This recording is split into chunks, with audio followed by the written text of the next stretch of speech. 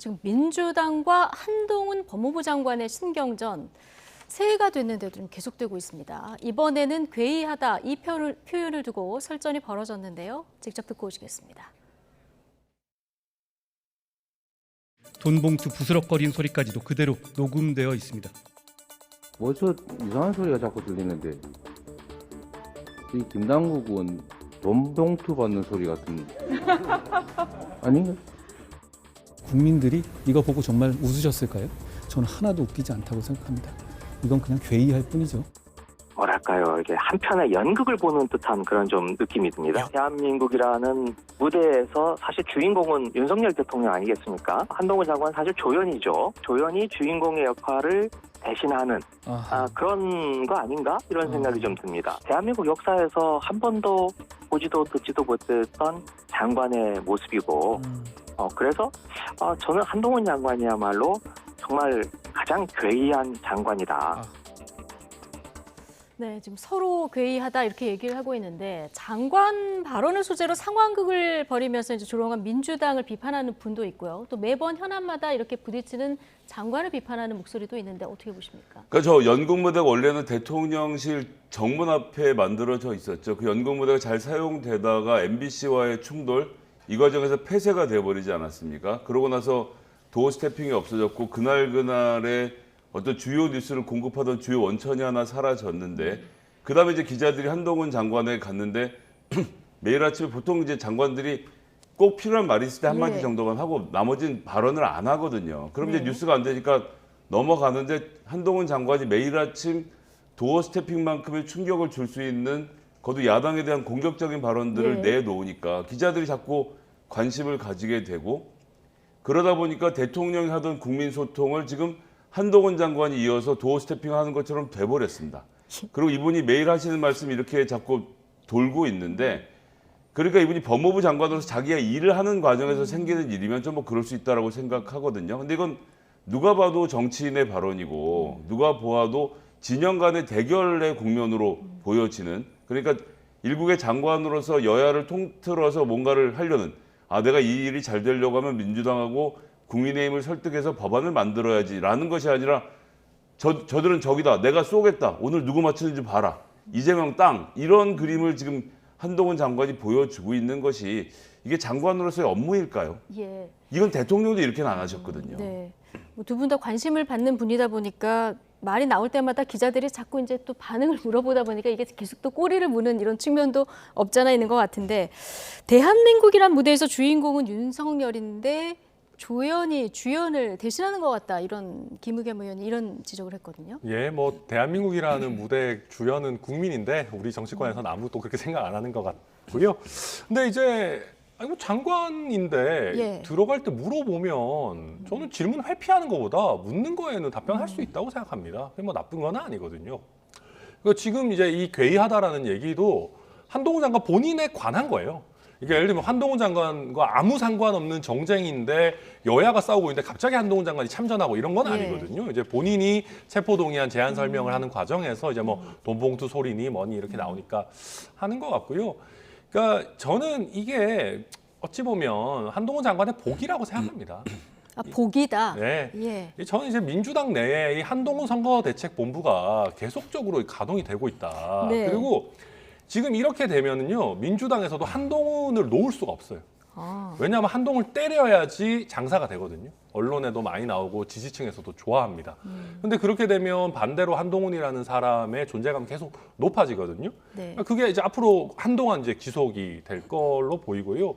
이제 김의겸 의원 얘기 중에 제가 뭐 다 동의하기 어렵지만 제일 동의하기 어려운 지점 하나만 꼽자면은 한동훈 장관이 가장 괴이한 장관이다 이렇게 마무리를 했지 않습니까? 이거는 저는 정말 사실이 아니라고 생각합니다. 가장 괴이한 장관은 추미애 장관이죠. 그 누가 봐도 대통령까지 만들어주신 뭐 고마운 분이긴 합니다만은 그래서 한동훈 장관 가지고 이렇게까지 뭐 괴이하다 공격할 건 아니지 않나 생각합니다. 민주당 내 한동훈 선거대책본부가 가동되고 있다고 얘기하셨는데 그러니까 그 점이 좀 뼈아픈 부분이 있습니다. 제가 생각해도 그렇고요. 이탄희 의원이 그나마 손을 꾹 잡고 웃으면서 악력으로 상대방하고 승부를 보는 스타일이었어요. 대정부 질문 때도 그랬었고, 그래서 전담반을 우리 이탄희 의원으로 구성해서 다른 분들은 조금 뒤로 물러나 주시는 것도 괜찮지 않겠나 생각이 저도 드네요. 네. 자, 사실 이 설전은 노웅래 의원 체포동의안 문제로 시작이 된 건데요. 체포동의안 부결이 이재명 방탄국회라고 지적하는 국민의힘 주장에 오늘 민주당 조홍천 의원이 이런 주장으로 맞받았습니다. 이 발언 듣고 오시겠습니다. 방탄하시는데 네. 우선 노웅래 체포동의안 부결 후에 제가 우리 당 의원들 쭉 한번 확인해 봤어요. 네. 찬성하신 우리 당 의원들이 한 30명 가까이 됩니다. 어, 그러니까 지금 161명이잖아요. 예, 예. 169명 중에. 예. 그러니까 여당 의원이 상당수가 부결 투표하고 우리 당한테 지금 덮어씌운 거예요. 어. 네. 자, 민주당 내에서 체포동의안에 찬성한 의원이 30명은 넘는다. 161명이 반대표를 던졌으니까 이렇게 보면은 국민의힘에서도 반대표를 던진 의원이 있다는 이렇게 되면 얘기가 되는데 일단 팩트부터 좀 따져보면 실제로 김성애 소장님께서 취재하시기에도 민주당에서 이탈표가 30표 정도는 있습니까? 그러니까 제가 30분한테 물어본 건 아닌데 조홍천 의원이 실제로 취재를 했다는 것은 취재가 됐고요. 아, 예. 그러니까 이제 조홍천 의원이 그냥 본인 감으로 하시는 말씀은 아닌 감이 거고. 아니고. 예, 네. 여러 가지 정황들로 봤을 때 의원들의 상황이나 이렇게 봤을 때는 한 30명 정도 이탈표가 나왔다는 주장도 합리적으로 들리기는 측면 하나 있습니다. 그리고 전화를 풍경으로 다시 돌아가 보면요. 그 당시에 이제 국민의힘도 마찬가지로 취재를 해봤는데 예. 국민의힘 의원들도 노웅래 의원의 전화를 받은 분이 굉장히 많습니다. 아, 그리고 이분이 굉장히 원만하게 오랜 기간 동안 의정 활동을 해왔기 때문에 거기에 대한 약간 국민의힘 내에서의 동정심 예. 그리고 하여튼 여러 가지 상황들을 봤을 때 이게 지금 구속까지 시킬 사안이냐라는 생각을 했던 국민의힘 내에서 이탈표가 있었다는 점을 고려하면 30명 정도가 이탈했을 가능성 저는 충분히 있다고 보여집니다. 그러니까 국민의힘에서도 반대표 던진 의원이 뭐 그 정도 규모가 될 텐데 이 그러면서 방탄 프레임 씌우냐 이 주장이거든요. 그러니까 뭐 30명이 되는지 뭐 저도 잘 모르겠습니다. 예. 뭐 진위는 확인해 봐야 될 거고 또 길게 봐서는 제도적으로 이것도 이제 기명 투표로 바꿔야 된다라는 얘기도 저는 뭐 설득력 네, 있다고 지금 무기명 생각하고요. 투표. 네, 그러니까 뭐 그럴까요? 예. 사실 이 얘기의 진위를 우리가 정확히 알 수가 없습니다. 네. 그리고 또 한 가지는 조홍천 의원의 얘기가 전부 다 사실이라 하더라도 민주당에서 130분은 반대한 거잖아요. 그럼 그렇죠. 그게 없어집니까? 저는 그래서 약간 유치한 얘기다. 아니 뭐 쟤들도 안 잡아가더라 이 얘기인데 저는 결국 역사에 남는 거는 21대 국회에 들어가지고 사실상 이제 처음으로 이렇게 체포동의안이 부결됐다라는 것만 역사에 남는 것이거든요. 나머지는 저는 한동훈 장관이 뭐 얼마나 세게 얘기하고 이런 거는 저는 솔직히 노이즈라고 생각합니다. 예.